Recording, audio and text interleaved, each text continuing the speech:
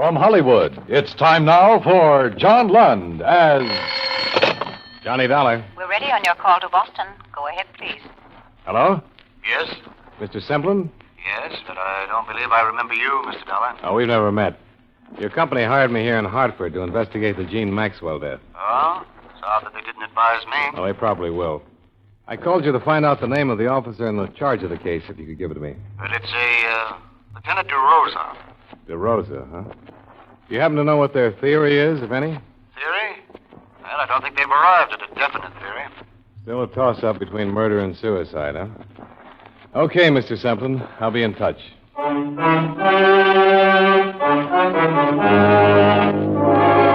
John Lund, in a transcribed adventure of the man with the action-packed expense account. America's fabulous freelance insurance investigator. Yours truly, Johnny Dollar.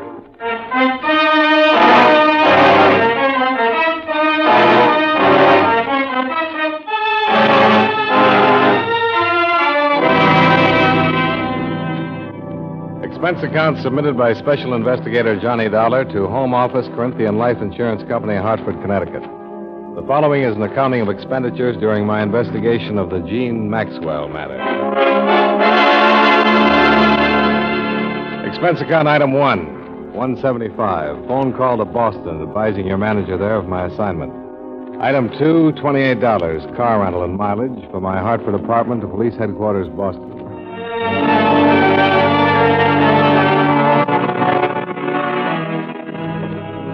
What's the matter, Dollar? Don't you trust us? It's not up to me to distrust you, Lieutenant. But these insurance people get uneasy when there's a choice between suicide and murder. Unless the murder motive is the policy. And you don't think there's a chance of that? Well, I wouldn't say definitely not, but the Maxwell girl made her mother her beneficiary. And her mother's an invalid in a rest home. Did you know the mother had taken up with an old flame? No, I didn't. Goes to see her a couple, 3 times a week.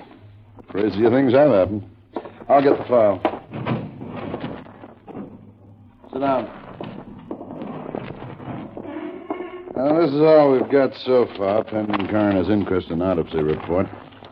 Here's a photo of where she was found. Huh. Shallow water. That's the bridge? Yeah, she was lying right about there. But I don't think you have to worry about suicide, Dollar. As far as I'm concerned, it wasn't. I'll buy that, too. Wouldn't say this bridge is a suicide type. It's too low. Yeah, and there's another thing. I've been on the force for more years than I like to count. I've run into my share of suicides. Never known a woman to do it this way without taking off her coat. Oh? Usually shoes, too. I've learned that's part of a generally accepted pattern. The Maxwell girl didn't fit the pattern. Well, here's the way she looked. Coat on, belt still tied, shoes. Purse is missing. Searching the stream part. How old was she? 21. She was a beautiful girl. I noticed that. I'm trying not to, but with her I couldn't help it. How much questioning have you done, Lieutenant? Not much. Or rather, not as much as we'll do after the inquest. When'll that be? The day after tomorrow.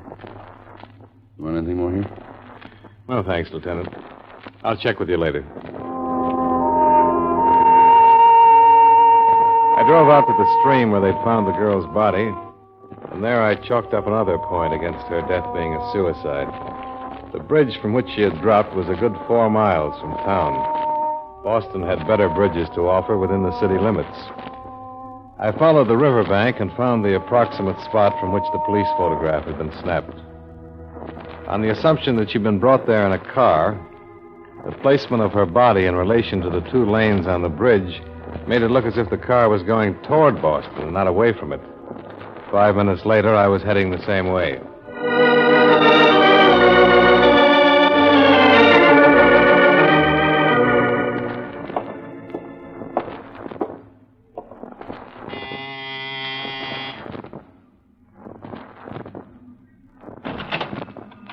Hello?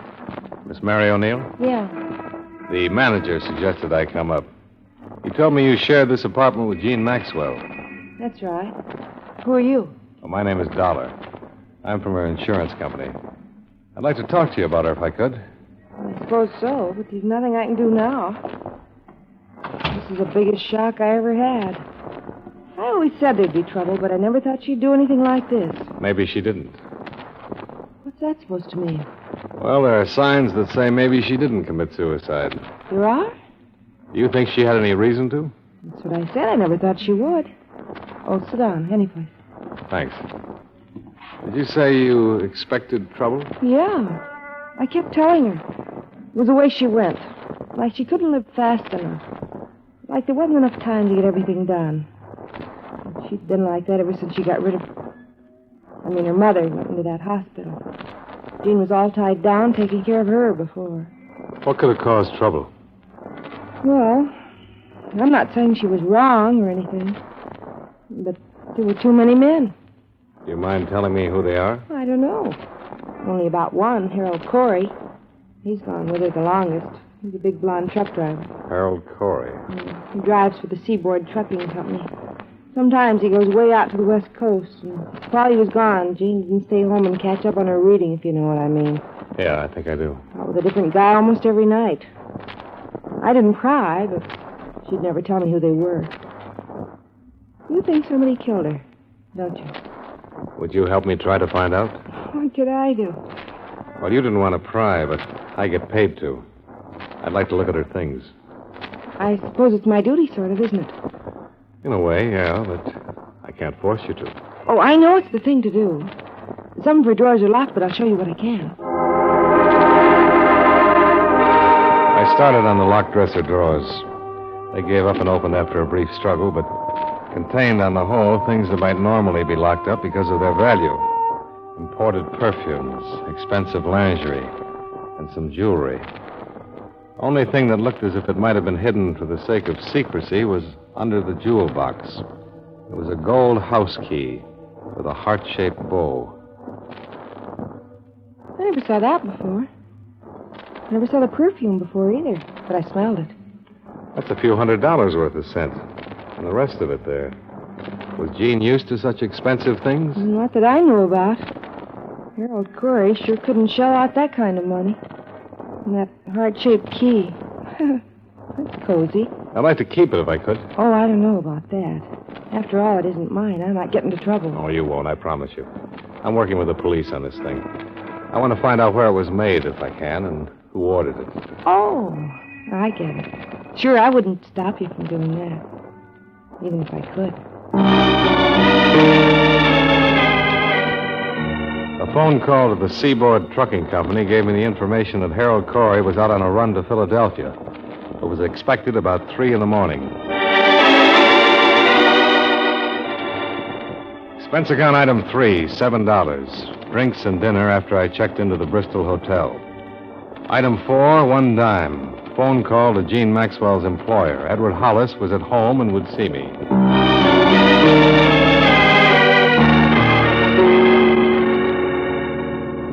Come into the living room, Mr. Dollar. You may as well be comfortable. It's nice of you to see me, Mr. Hollis. I thought it would be better to do it this way rather than bother you at work. Of course, and I appreciate it. The atmosphere at the office has been gloomy enough. Oh, this is Mrs. Hollis, Mr. Dollar. Well, how do you do? Quite well, thank you. I didn't know the poor girl, but it's a dreadful thing. Yes, I'm afraid it is. I simply don't understand. A young girl like that with everything to live for. May even be worse than that. Worse? How could it be worse? Looks more and more like her death was not a suicide. Mr. Dollar. I didn't mention it on the phone. The police think it was murder. So do I. I thought it'd be better to save the blow until I got here. Murder's pretty messy. I can't believe this. Why do they think that? Well, almost intuition, not quite. They know how people commit suicide. On an average, all suicides do certain things. The Maxwell girl didn't do any of them. Well, this is a shock. I suppose I could be dragged into a courtroom along with everybody else who knew her. Beatrice, you run along upstairs. There's no reason for you going through this. All right, Edward. I think I'd rather. Good night, Mr. Dollar. Good night. I'm sorry, but it couldn't be helped. Of course it couldn't. I understand. Please don't be long, Edward. No, I won't, dear. Could I mix you a drink, Mr. Dollar? No, thanks. I'll make this as fast as possible. I don't know how much you knew about Jean Maxwell's private life. I knew nothing. I have a number of girls in the office, and it's been my philosophy to remember that not too long ago I was young, too. As long as they do their work well, I ask no questions. As a matter of fact, I have no right to. Sure. From what I've gathered, she was mixed up emotionally. She didn't have much freedom because of an invalid mother she took care of. Yes, I did know that. When the mother went into a hospital, Jean began to make up for lost time. She led her friends to believe that she was friendly with a lot of men. But I don't believe that. Oh? I think it was one man. One with enough money to buy her expensive things, perfumes, jewelry, even a gold key. I'll have to admit that she was a beautiful thing. You say she worked with a number of girls at your office? Yes, there were 11 others. Out of those 11, did she have any close friends that you know of? Well, let's see. The Dyer girl, Grace, that is. They seemed to be quite friendly. I couldn't be sure of any others. Well, would you give me all their names then? I'd like to talk to them. You know, find out if something might have come out over lunch or cocktails. Yes, of course. Perhaps it'd be better if you phoned me at the office in the morning. I could give you their addresses as well. All right, we'll do it that way. Well, thanks very much, Mr. Hollis. I'm sorry meeting you couldn't have been more pleasant. The next morning, I had a list of 11 feminine names and the address of Jean Maxwell's truck driving friend. By 10:30, I was following up the ladder.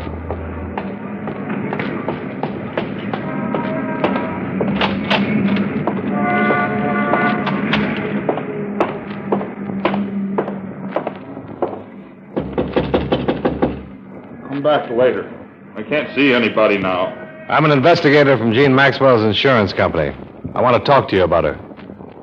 Wait a minute.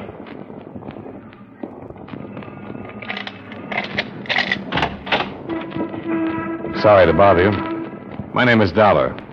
Come on in. I've been out of town. I didn't know about what happened until I got the paper this morning. It's really got me rocking. Yeah, I can understand that. How much do you know about it? Why'd she do it? She didn't. What do you mean by that? It's not suicide, it's murder. Murder? You knew her pretty well, didn't you?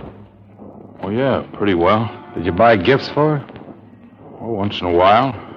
Birthday, Christmas, times like that. What kind of gifts? What are you driving at? Can't you remember? Well, yeah. Candy, handkerchiefs, things like that. I don't think I like your approach, mister. Now, calm down, Corey. I'm giving you a chance to rehearse before the police get at you. When did you see her last? Night before I left for Philadelphia. When was that? 2 nights ago, Tuesday. I left at 5 Wednesday morning. She was found Wednesday morning. I know that. You're in a bad spot. Do you know that? You telling me people think I killed her? Me? Well, I loved her. I wanted to marry her. I'm sorry, friend. In this situation, that's a motive, not an alibi. Get out of here, will you? Get out and leave me alone. You're not helping yourself with this act. You're making it worse. Get out. Get out before I do have a murder to answer for. Get out!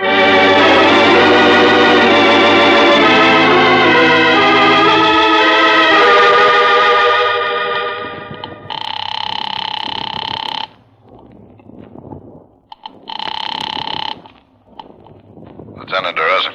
This is Dollar, Lieutenant. I just left a friend of the Maxwell girl. Name of Harold Corey. Dollar, I've been kicking myself on not getting the name of your hotel yesterday. I didn't have one then.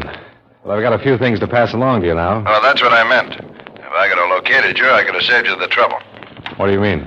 The death was suicide after all. What? How come? Autopsy report. There was a concussion from the drop from the bridge, but it wasn't the cause of death. Hey, wait a minute. Not so fast. The cause of death was carbon monoxide. Looks like she pulled the suicide where it embarrassed somebody, and her body was tossed from the bridge to get her out of the way.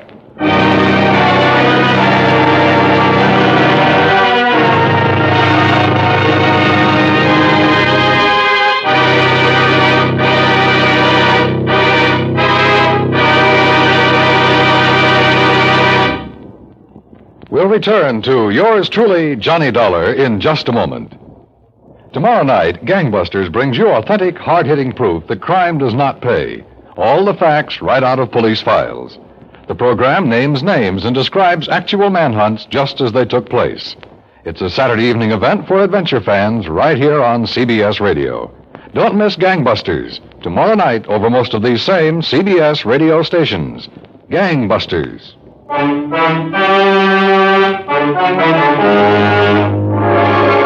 Now, with our star, John Lund, we bring you the second act of Yours Truly, Johnny Dollar.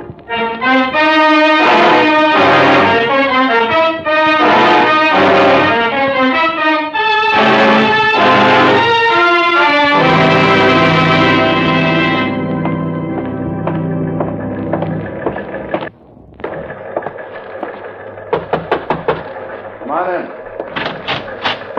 All right, Dollar, sit down. Thanks. This, new theory of yours. What's the matter? Don't you like it? Well, I thought I was making progress in the other direction. Give it to me again, will you? Yeah. Here's the autopsy report. Death by asphyxia caused by presence of large amounts of carbon monoxide. Agent unknown. That's it. Probably automobile exhaust. It's the most popular these days. You believe this, Lieutenant? I believe what's in the report. And how did you say she got into the river? Oh, I said maybe she committed suicide somewhere so that somebody would get involved. To get rid of her, she was probably dumped in the stream. What's the matter, Dollar? I thought you'd be happy with the suicide evidence. The insurance company hired me to dig up the facts. If it was suicide, all right. But if it wasn't, they want to know that, too. And I still don't think it was. Why not? From what I've learned, she wasn't the type. She liked to be alive. And she played it hard enough to leave some motives lying around. Jealousy, for one. That boyfriend of hers, Corey? He's a possibility. I talked to him, and for my money, he deserves checking. And then there's this. What does this unlock? I wish I could tell you. It was undoubtedly given to her by somebody. I'd like to know who. You think you could put a couple of men on it? Find out where it was made? All right, Dollar. I'll stick my neck out that far for you. I'm under orders, you know. I'll have to be assigned before I can investigate. Sure, I understand. Well, I'll take your story upstairs and see what the brass says. Let me know what else you find, huh? Yeah, I will. Oh, do you have the address of the old flame you mentioned? The mother's friend? Still like to settle for fraud, wouldn't you? Now, the desk sergeant will give it to you. His name's Paul Anderson.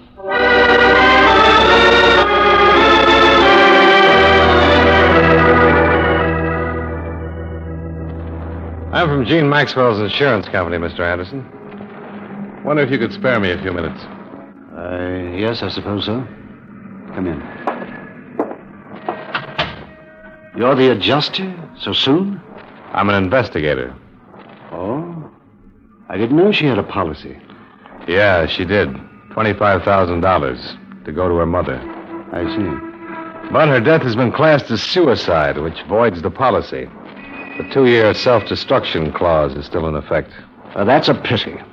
Why do you say that? It's the least you could have done for poor Mildred. That's her mother? Yes.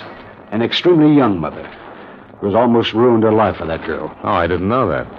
Yes, the daughter was born when Mildred was only 17, and she was left to care for the child herself. I helped as much as I could. Oh, I don't want you to misunderstand. There's nothing to be hidden. I suppose it is unusual. I did meet Jean first. But when she took me to her home and I met her mother, I realized that Jean was no more than a cheap little opportunist. The complete opposite from her mother. As I say, I suppose it is unusual. Yeah, but that doesn't make any difference. The point is that you dropped the girl in favor of her mother. Is that it? It wasn't the gross situation you evidently wish it had been. Now, look here, this has gone far enough. You've asked me these questions for one reason, so that you can draw your own conclusions. Haven't you? I didn't know it showed. Well, it does. You think I sent Mildred to the home to get her out of the way, don't you? Well, that's not the case, but you can think what you like. Go ask Mildred if you care to. I won't bother her. Do you know anything about a gold key that Jean had? A gold key? No, I don't know anything about a gold key. I've known very little about Jean at all these past months. Yeah. So many people seem to know so little about her.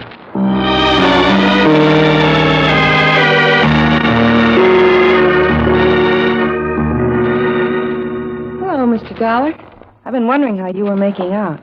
How are you, Mary? The police been here yet? No. I'll be scared to death if they do come. I feel guilty the minute one looks at me. That's common enough. Have you remembered anything that might help? No, not a thing, Mr. Dollar. I hardly slept last night. It's creepy. With her room just like it was the last time she left it. I've got to either move or get somebody else in there. Yeah. Mary, did Jean ever mention a Paul Anderson to you? Anderson? No, I don't think so.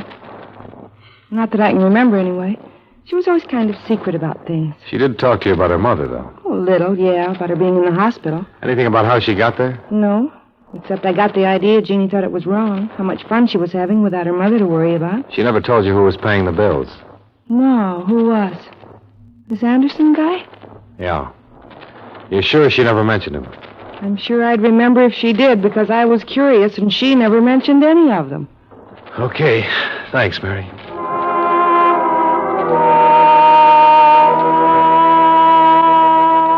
It was 4 p.m. then, and at 5, I was standing in front of the Seaboard Trucking Company building on Columbus Avenue as Harold Corey backed a big rig into a parking area and headed for a short-order restaurant across the street. Hello, Corey. What this time? The dispatcher tells me you're going out on another run. Pretty short layover, isn't it? Yeah. You decided to look into the way I do my work? Oh, I just wondered if there was a reason for this quick run. Yeah, there is. I asked for it. I figured driving I could get my mind off this thing. Anything wrong with that? Well, maybe not. You know how she died? I read about it. Carbon monoxide. Yeah. The police have decided that doesn't sound much like murder. What do you think? She's dead. That's as far as I can think. You knew about Paul Anderson, didn't you? What about Paul? Well, that he might have been more interested in Jean than he was in her mother. I suppose you're just doing a job, aren't you? Well, if what you say is true, I didn't know about it. If I had known about it, I would have killed him, not Jean. Now leave me alone, mister. I can't take any more. Well, I don't enjoy it either. As you say, I'm just doing a job. I checked that night with 6 of the 11 girls who had worked, lunched, and chatted with Jean Maxwell. Their collective description was of a girl who listened to and enjoyed what other people said, but had little to offer herself. None of them knew anything about her private life. But the next morning, the police located a goldsmith who said he remembered making the heart-shaped key. I went out to see him, then got back to Lieutenant DeRosa. How'd you make out with that fussy little man, Dollar? Well, we found the day the key was ordered, and he remembered a few things, because a councilman's wife came in the same day. What? The customer, J.E. Carter was the name he gave, mentioned a cottage on the bay. That's east. The girl's body was found northwest of here.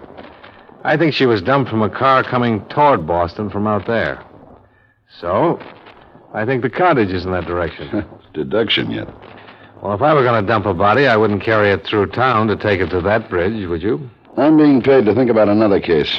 I couldn't sell the murder pitch upstairs, but I tried, and I'll buck for promotion if you're right and upstairs is wrong. I don't suppose you could earn that promotion by assigning some men to cover that northwestern section, could you?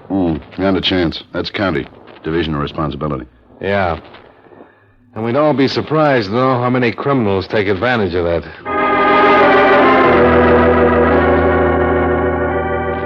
Expense account item 4.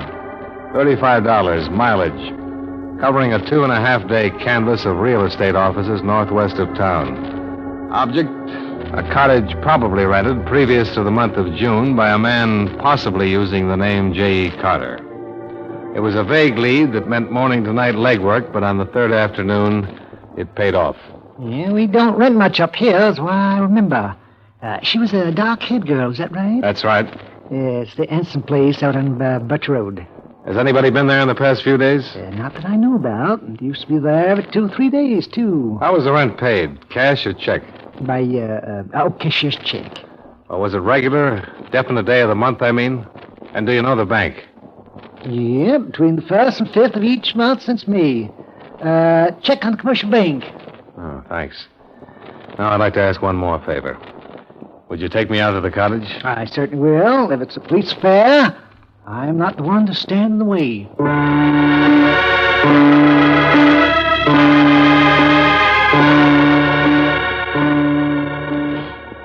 Well, Mr. Dollar, I've always said that I personally vouch for the people I do business with. But you never know, do you? That's a profound truth in any business. I'll certainly try to be more careful in the future. Do you want to go now?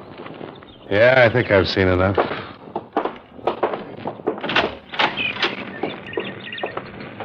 Let me lock it. I want to see if this key fits. It fit. Yeah, it did.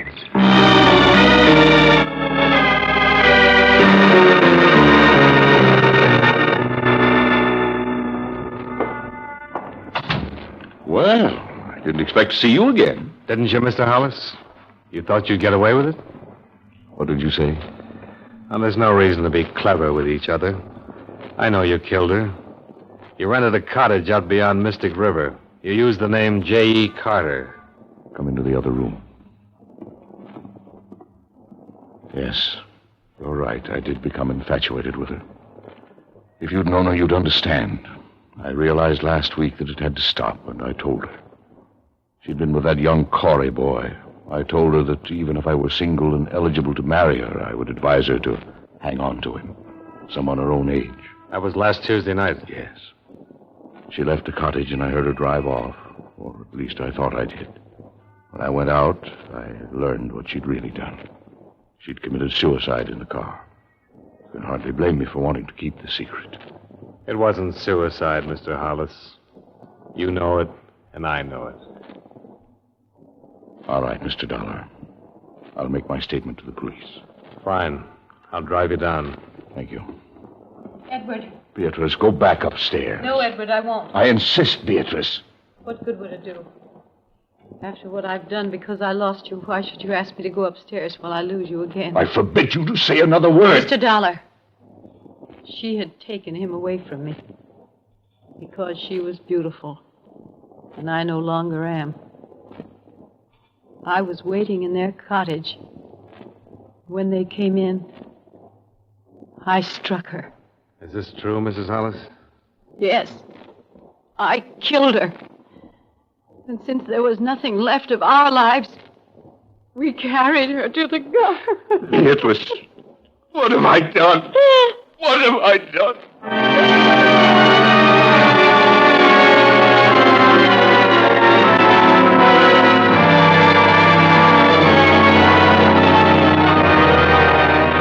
Expense account item 5, $110. Final bill for car rental. Item 6, $85 miscellaneous. Expense account total, $266.85. Yours truly, Johnny Dollar.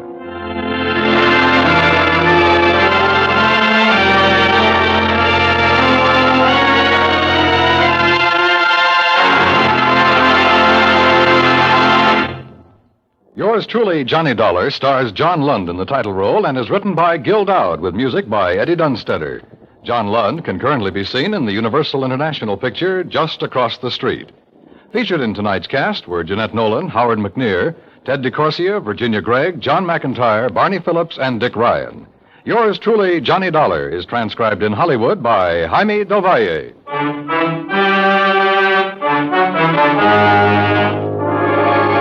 This is Dan Cubberly, inviting you to join us next week at the same time when John Lund returns as... Yours truly, Johnny Dollar.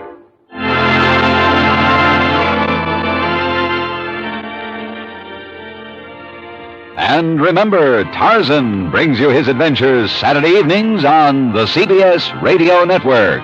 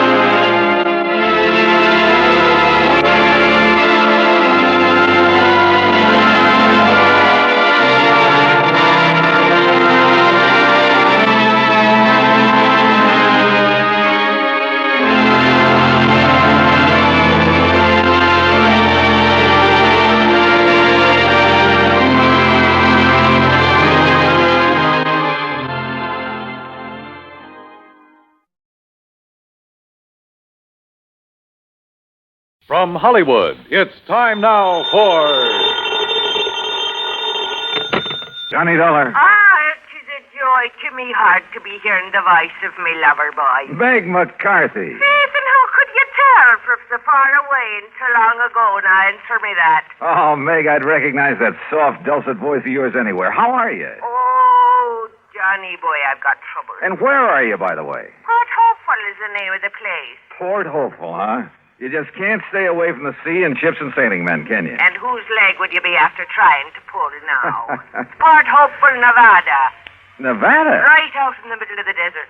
Well, what are you doing there? And why do they call it a port? Them were the very same identical things I'll be telling you when you get here. And if you take to my advice, you won't waste no time along the way. There's trouble out here. Insurance trouble. Oh, what company? Western Life and Trust, they calls it. The very same identical company that's insured the life of this blessed man what's laying dead at me feet. Dead at your feet? Meg, you don't mean... Just a minute. If you're by way of implicating that I done him in, you're just an evil-minded, suspicious young... Oh, forgive me, sweetheart boy. Huh? Well, you was worried about me, wasn't you? Well, certainly, of course. God love you, but me skirts are clean. Now, will you get moving and come out here? Well, it kind of depends. Oh? Meg. And just what kind of fancy double talking is that supposed to... Oh, no, you don't. What? Get your dirty, filthy, conniving hands off. Meg, what's the matter? Take them bracelets Meg. out of here and you... Meg! Well, I guess I was wrong, Johnny. I guess I am in trouble. Now. I'll grab the first plane.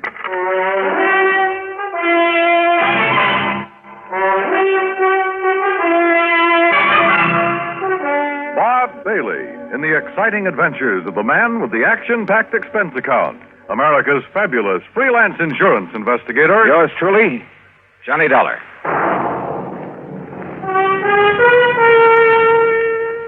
And now, Act One of yours truly, Johnny Dollar.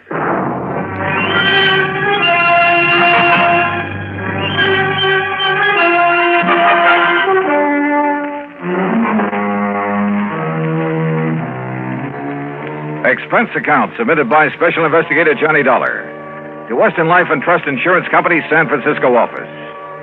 Following is an account of expenses incurred during my investigation of the Alkali Mike matter. Expense account item 1, 375, telephone call to Bill Kemper at Western Life and Trust, who talked only long enough to order me onto the first plane for the coast. Item 2, 153.50, transportation on a late-evening flight to San Francisco. Item 3, the next morning, 4:25, cab from the airport to Bill Kemper's office in the Lawson building. Ever hear of Alkali Mike Murphy, Johnny? Yeah, sure, Bill. At least I think so. Isn't he the kind of legendary character who found so much gold somewhere out here? Over in the Black Rock Desert, Nevada. Yeah, a place called Port Hopeful? That's right. The original Alkali Mike had been the skipper of a sailing ship before he got the lust for gold back in the last century. Yeah, well, what about him? Finally found it. Plenty of it. Out there in the desert near the little town of Winnemucca. And? Built himself a regular palace out of rocks from the nearby mountains, named it Port Hopeful. Settled down to spend the rest of his days enjoying his money. But then he died. Legend says it was suicide. Yeah, well, what's that got to do with you or me or the company? Alkali Mike Murphy, Jr., his son, who spent the last 40 years living there. But now he suddenly died. And how he died affects payoff on the insurance policy we wrote him. Oh, how much? $200,000, straight life. Ah, Beneficiaries? 2 nephews, 1 niece, and an old housekeeper, all sharing equally, provided, of course, that one of them didn't help him on his way to the great beyond. And you think maybe one of them did? $50,000 apiece is a lot of money, Johnny. Which one? I'll grant you it's only a hunch. But if I were you, I'd make a pretty careful check on that housekeeper. Meg McCarthy? She's an old... Oh, yes, what do you know about this McCarthy woman? Oh, plenty, Bill. Then you think my hunch is right? No. What? Because if it is, I'll handle this case for nothing. But according to the police officer... What's more, I'll quit the insurance business. Item 4, 1320, cab to the airport, plane fare and incidentals to Reno, Nevada. There I rented a car, that's item 5, and headed north and east on Route 40. After about 165 miles of nothing but sagebrush and cactus, I pulled into the town of Winnemucca. I dropped off my bags at the motel, Winnemucca, then headed for the local police headquarters. I was introduced to a Sergeant Otis Framley. There's no point in driving out to Port Hopeful, Mr. Dollar. We've got the number one suspect right here. Picked her up last night. Her? Meg McCarthy? Right. And you suspect her of what? Murder? If she didn't poison old Alkali Mike, I'll eat my shirt. Then you'd better decide right now if you want it baked, boiled, or fried. Where is she? In her cell. Come on. You mean you've got some reason for thinking she didn't do it? I know Meg McCarthy. Yeah, but don't you see she's the only one who was anywhere near him? Besides, look at the motive. Yeah, suppose you tell me about it. Well, she's only been out there at Hopeful taking care of him about 6 months. Yet she gets under the skin of the old codger enough to make him turn over a big hunk of his insurance money. And that takes care of motive, huh? Well, doesn't it? Let's go talk to Meg. Now, look, she's a pretty tough customer when she wants to be, so... Right, she's a pretty tough customer. And if you silly, stupid income-poop start... All right, Meg, take it easy. Oh, take it easy, is it? If you blinking idioms think you can keep a decent, self-respected lady... I said take it easy. And I... Oh, Johnny darling. Me ever-loving boy. Hi, Meg, you old rascal. Sweetheart, I knowed you'd come to save me out of this horrible place. Yeah, well, that pretty much depends on you, on what you're able to tell me about this whole thing. You bet I'll tell you. Only, Johnny. What's the matter? Sure, I'll tell you. All I know. And it'll be the honest truth, Johnny boy. But don't you see? The only evidence I can give is enough to hang me. Meg. Oh, Johnny, I need your help. I need it bad.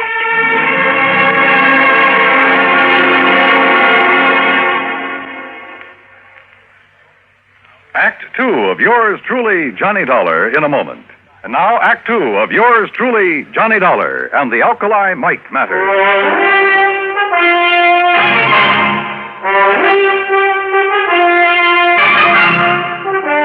The sergeant left Meg McCarthy and me alone there at the jail in Winnemucca, Nevada. And she told me all she knew. Johnny had just plain got fed up with all the noisy, roistering, drunken sailors that used to come to my fancy cafe back on the East Coast. So when I heard that Alkali Mike Murphy was looking for a nice, quiet, respectable lady to be his housekeeper out here in the peaceful, quiet desert, well, I took the job. You've been out here about 6 months. Yes, Johnny boy. And me and Alkali, we just got along fine. I cooked good meals for him, and we played cribbage together in the evenings. And it got me a real bang out of keeping that old palace of his all neat and tidy for him. Yeah, sure. But now, Meg, I understand he named you as a beneficiary of his big insurance policy. I told him I didn't want it. And besides, I have plenty of money of me own from selling out me cafe back east. Do you know the other beneficiaries? Huh? Do I know them? Them nephews and that niece. Just hanging around waiting for him to die these last 20 years. That's all they've been doing. Except maybe Edgar. Edgar Murphy, the oldest nephew, the nice one. He's had a fine job over to the bank in Lovelock. And the others? Margaret! Oh, she's a disgrace to me fine old name. Playing around with every Tom, Dick, and Henry she can get her hands on. Looking for the one with the most money so she can snag him and live the easy life. Where is she? It's for Danny. Well, he's another no-count. Spends all his time horsing around and gambling. Where are they now? Up to Port Hopeful, where else? Each of them trying to chisel the others out of all the fine furniture and old silverware and lovely china. You know, when the estate gets settled. The sneaky, snivelling... All right, Meg, all right. If I'm going to try to help you, there are some things I have to know. I'll tell you everything, Johnny boy. How did Alkali Mike die? Poison, the doctor said it was. In something that he ate. And who could have given it to him? There's the trouble, darling. Huh? I was the only one with him. I was the only one ever touched his food. Could it have been poisoned before it was brought into the house? No, never. Everything I bought for him and me come from the markets right here in Winnemucca.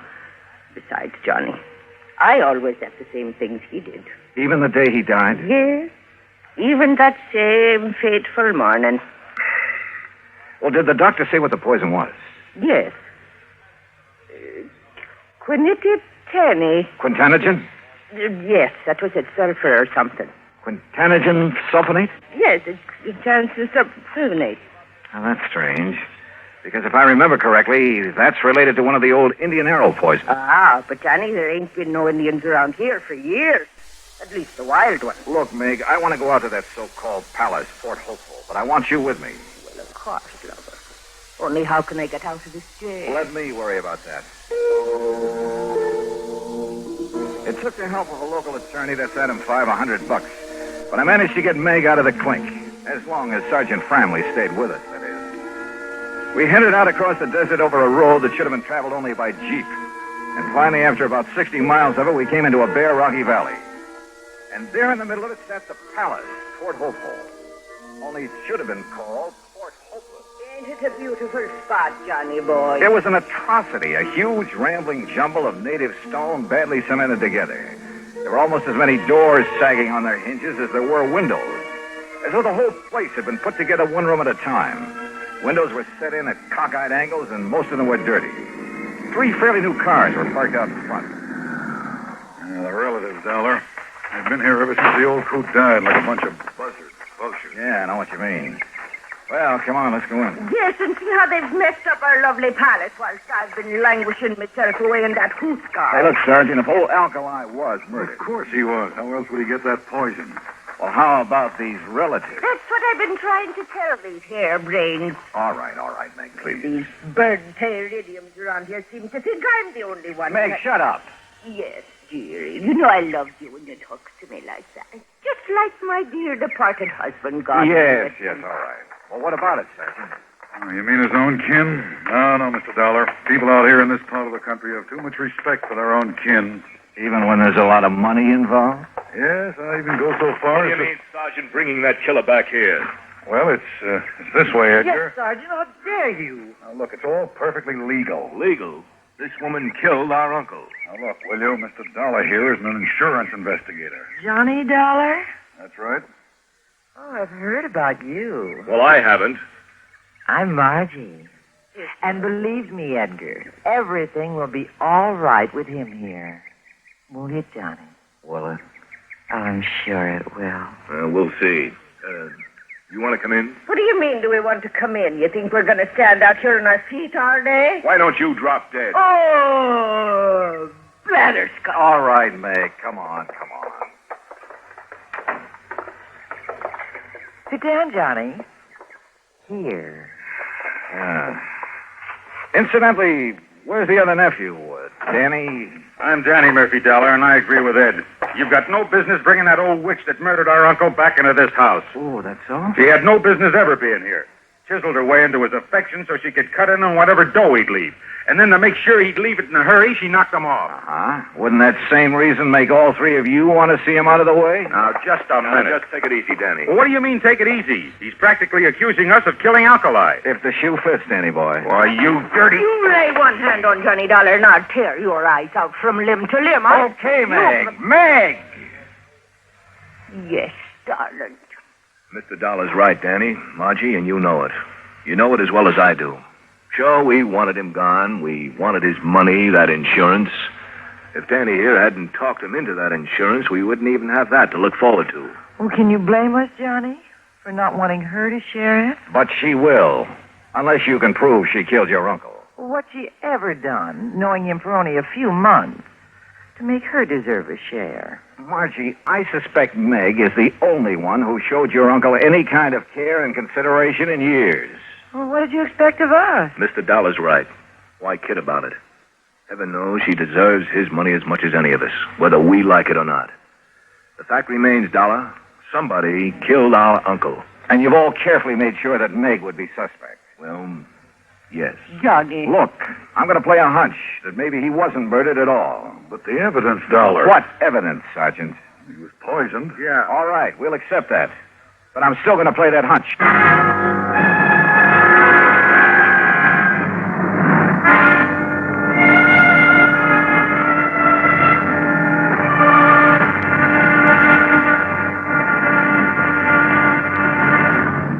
Act 3 of yours truly, Johnny Dollar, in a moment. Act 3 of yours truly, Johnny Dollar, and the Alkali Mike matter.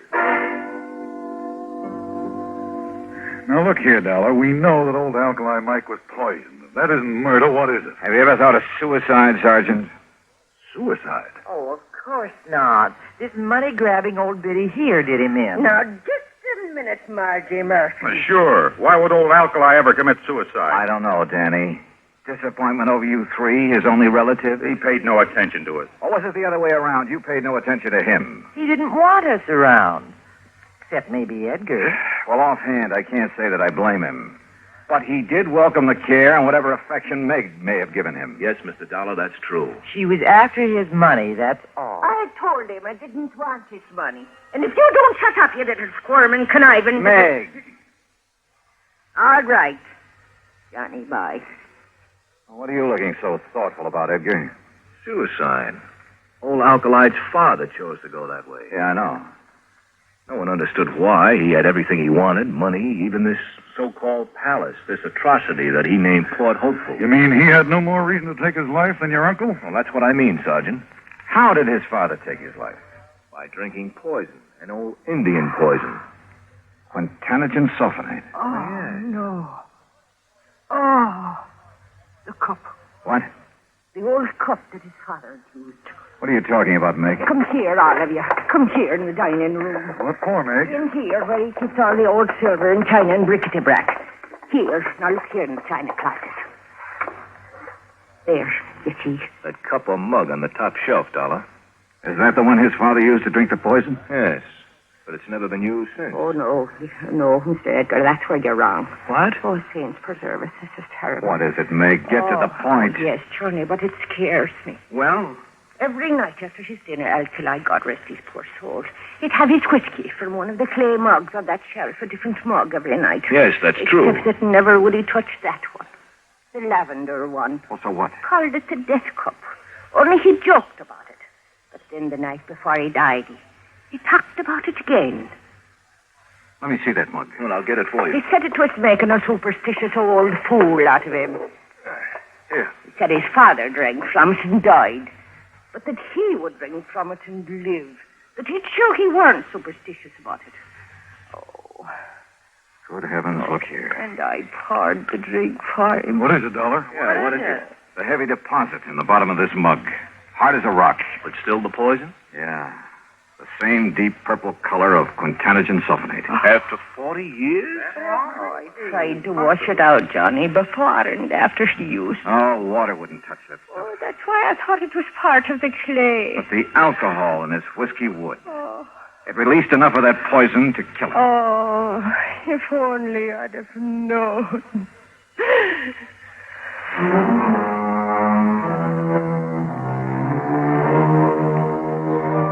The police took a long time over this one, but they finally reached the same conclusion I had. Accidental death. So, the relatives will collect the insurance, and Meg, bless her heart. But I'm afraid that mere money will never take the place of a friend, Alkali Mike.